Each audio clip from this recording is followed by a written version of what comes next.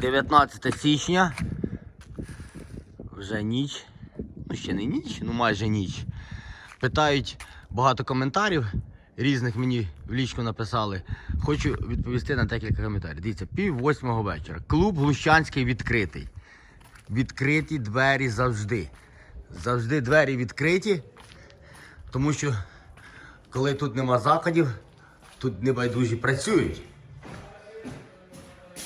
І ми зараз нагрянемо до них і подивимося, що вони тут роблять. 7:30 вечора. Глущанський клуб працює. Добрий вечір. Десь 9. Супер, супер. Дивіться, як красиво.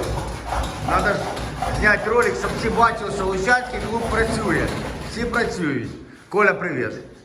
Добрий вечір. Добрий. Привіт, дівчата. Супер!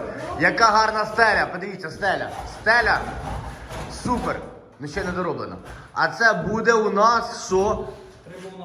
Це буде маленька сценка, правильно? Така маленька сценка. Сценка буде тут. Об'ясняю для чого. Для того, щоб отут буде маленька сценка. Це так ми відкриваємо вам російською мовою закулісся, а українською мовою як буде? Так і буде. Затрибуння. Ну, якось буде. От. Значить, що тут буде?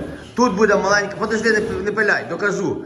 Тут буде маленька сценка, тут буде стоять стол, і ми всі, там буде висіти інтерактивна дошка. От. І тут дітки, село невелике, правильно у нас?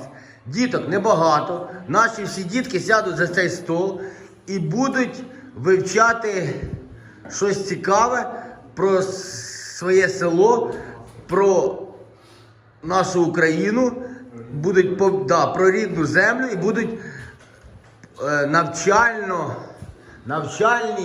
навчально-виховні роботи тут проводяться. Альона буде проводити з Маріною. От вони вміють таке робити. Да? От. Тому що треба, щоб дітки, це саме головне. Все робимо для діток, тільки для діток. Так що, щоб ви знали, що Глущанський клуб відкритий завжди, 24/7. От. Кому щось цікаво, пишіть коментарі. На всі коментарі дамо вам відповідь. Так що так.